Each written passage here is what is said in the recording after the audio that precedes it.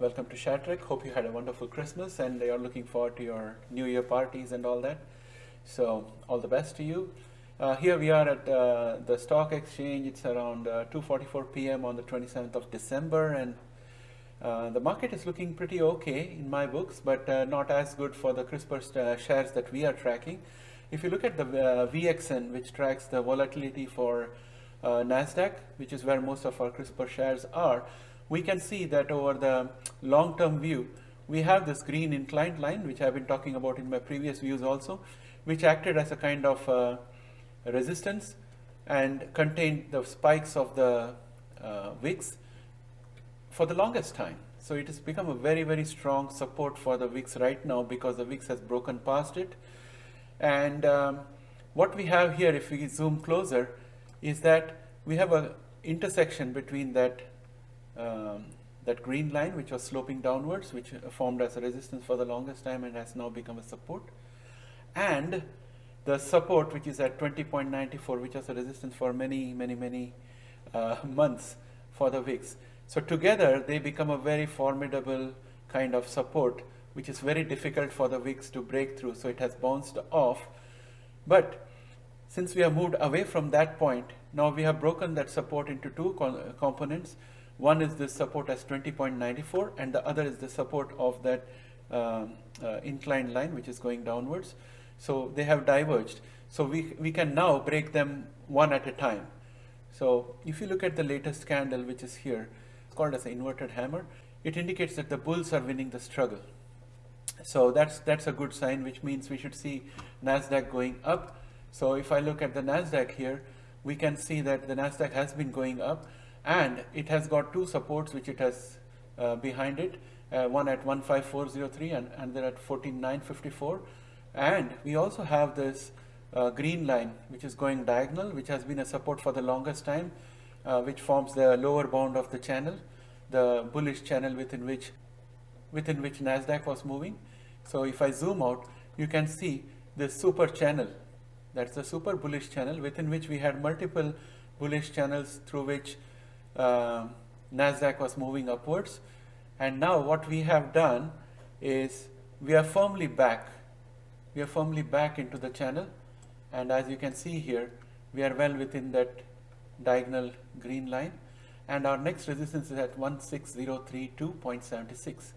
And once we break through that, then we'll be in a much better position.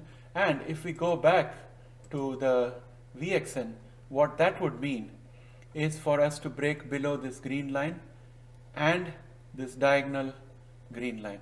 Once we break through with these two, it will translate to us breaking above this resistance. So that's where we stand as of today. Now let's have a quick look at our CRISPR shares. You will notice that I've already added two more companies into this fray, which is Novartis and Pfizer, because both of them have had recent acquisitions in this field. Pfizer with BioNTech, and Novartis has also done work with the CAR-T program. So I have included these two companies here, and very shortly I'm going to drop another video which is going to talk about what to expect with CRISPR in 2022, the CRISPR sector, from an investment perspective, and how we as investors should look at the field. So it will make more sense when you see that video, and I would look forward to your comments as usual, because some of you have got more insights into this field, and it's always better to have that communication within our community so that we can fine-tune our vision and approach and also improve our research. So having said that, let's get started with Regeneron. Regeneron is today the main gainer. It's gained 1.31%, and as you can see in the long-term view, it was in this bullish channel before, bound by this green line and this red line which going diagonal, and it has got a lot of supports which were earlier resistance, and it has crossed all of them. So if you look at since 21st of December, we have been moving upwards, and as of today we are within a whisker of crossing this diagonal red line and getting back into the bullish channel. So once we are into the bullish channel, then we can expect steady upward growth. There may be ups and downs, but we'll be in the general upward direction. We also have a very, very formidable resistance here because it is in the intersection of this red line, which has been support for the longest time for this channel and which has now become a resistance. And between 683.09, which is a horizontal resistance, which has been there for a long time also. So once we go past this, hopefully tomorrow and day after tomorrow, we might be crossing this section here, and then what would happen is we would have broken the resistance into two components, and we can take it one at a time, which will be much weaker than them being together. So if we do not cross them together, let's take heart that we can move sidewards, consolidate, let the RSI come to a bit of a neutral, and then move up. So that should happen in the next 2 or 3 business days. Right now the MACD is looking really bullish, and the RSI is also looking good and has got plenty of way before it becomes overbought. Let's look at Novartis next. Novartis is up 1.10%, and as you can see, it has had a big jump on the 16th of December. And there's a saying in the charting community that every gap has to be filled. So we have to look for possibility that we may come down to fill this area and then go back up again. So that will be a very good opportunity for many people if they wanted to pick Novartis to do so. That is my opinion. Again, let me put the disclaimer out here. This is my personal opinion, not financial advice. It's not investment advice. Please do your own due diligence and talk to your financial planner before you make any investments. So let me zoom out to a 3-month view. And as you can see, this break was significant.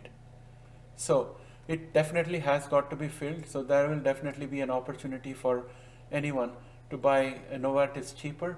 That will be around $6 of a drop, and then we can always go up again. So that's what I have to say about Novartis. Let's look at Pfizer. So Pfizer is also doing pretty well. It has gained 0.8%, which is 47 cents, and we have got 3 resistance above us, one at 59.76, another at 60.80, and another one at 61.53. Our MACD is looking just about bullish. Our RSI is almost neutral. So there is plenty of way to go ahead, and I would expect a continued positive momentum for Pfizer. Also, we should remember that their vaccines and also their oral COVID tablets are in play, and these are all huge volumes we are talking about. So I'm pretty sure that we are going to cross those 3 resistance points probably in the next 5 to 6 trading days, and let's hope for the best. Let's look at Vertex, which is down 0.68%. And it's lost $1.40 almost. And if you look at the long-term chart, you can see that we had this bullish channel which was going up, which I called as a pennant, and we had gone on top of it. So if you imagine this green line to have been a resistance for this channel for the longest time, then now it is going to be the strongest support, and we are negotiating that support right now. Momentarily we came down below it, but now we are still firmly above. So hopefully we stay above that, then we are fine. So that's what I have for Vertex. Now let's look at Teladoc. Teladoc is down 2.13%, and of course it's going to have its impact on ARCG because it's a big constituent of the ARCG fund. So in terms of Teladoc, if we look at the MACD, it is looking bearish. I don't see any signs of it crossing over the signal line anytime soon, at least. And the RSI is totally neutral. So don't know what to make of this.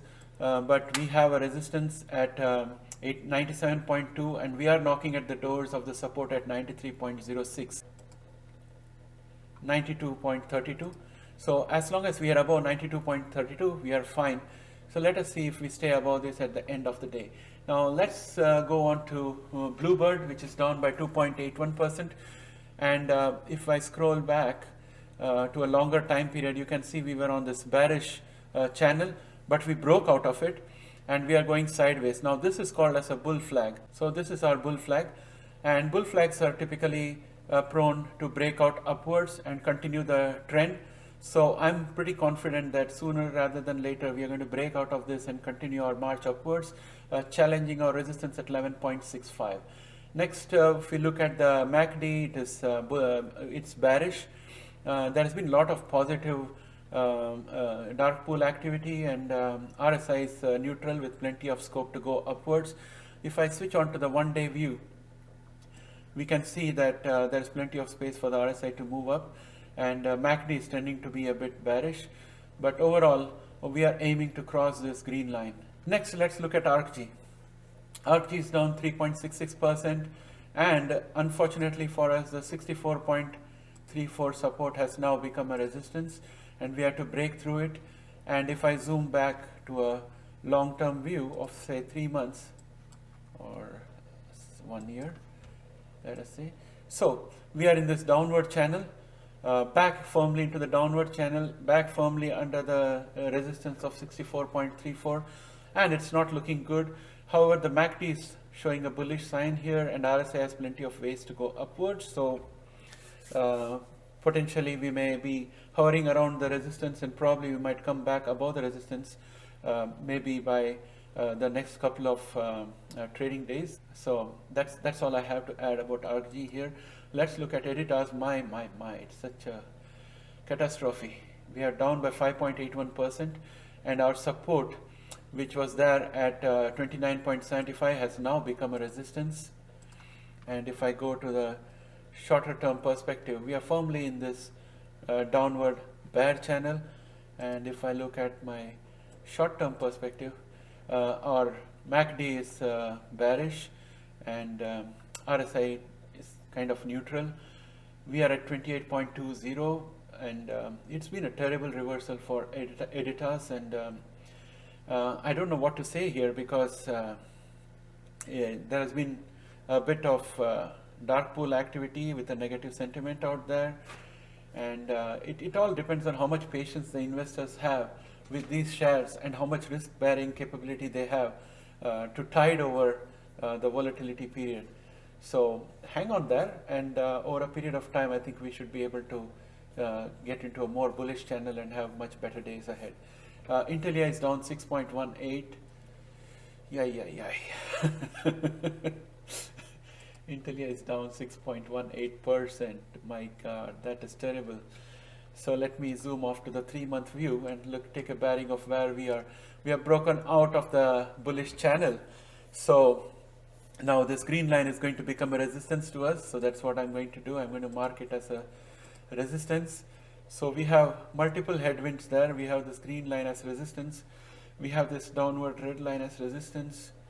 And if I zoom out further, we are firmly back into our bearish channel, where we are going to test the bottoms here, which would be 87.07, and then go back up again to hit this resistance line, which is this red line, which is going downwards. So overall, it is very, very bad news for Intellia. I hope we have some catalyst or the other that can jolt us out of this. Otherwise, we are going to be heading towards 87.07 in my opinion. Let's look at Beam. 6.54. I had recently done a video on Beam. If you had not seen it, you could have a look at it, because you would need the encouragement right now to have the have the nerves of steel to hold on in the face of such a huge drop. You can see that we have dropped below one of the supports, which was at 81.19. So I'm going to make that into a resistance line, and we are now kind of fighting around 81.06. So let me go to the 1-day time frame so that we can see this much more clearly. So we are just below 81.05, and I'm going to turn the 81.05 into a resistance. So our next support is at 80.27, and our resistance is at 81.05. The MACD is looking bearish. The RSI is neutral. Nothing is looking good here. And yeah, that's all I have to say about Beam. Let's look at CRISPR. CRISPR is down 5.88%. That is $4.82. If I revert back to a 3-month view, you can see that we were in some kind of a upward channel, which I had bound with this green line. So we have broken down from there, and we are kind of in a free fall. So our 79.51 support is now going to become a resistance, and our next support is at 66.36. And as far as the MACD is concerned, it's looking bearish, and as far as the RSI is concerned, it's looking very, very weak. And the dark pool activity is totally red, and the sentiment is negative. So it's really bad, and we have a lot of headwinds. Hopefully things change, and we are in a position to look at some better days in the near future. But right now it's all looking bleak. So with that note, I think I would end this segment. So that brings me to the close of today's session. I would like to thank you once again from the bottom of my heart for all the support you have given. This channel is hardly a month old, and we have 31 subscribers. And I really look forward to the likes that you give on my videos for two reasons. One is it's a motivator for me. It's a feedback from you to me saying that I'm doing the right thing and I should continue in that line. I look forward to your comments because some of your comments have helped me to shape the contents that I put in this channel. And that's the way you can tell me and steer the course of the direction of this channel. And also your likes make a lot of difference to this channel, because the more likes I have on the video, the more other people would be able to discover this video. So I would really insist that if you like anything you hear in this video, please put a like. It matters a lot. And once again, thank you for being here. Have a wonderful day and Happy New Year. See you on the next market session. Bye for now.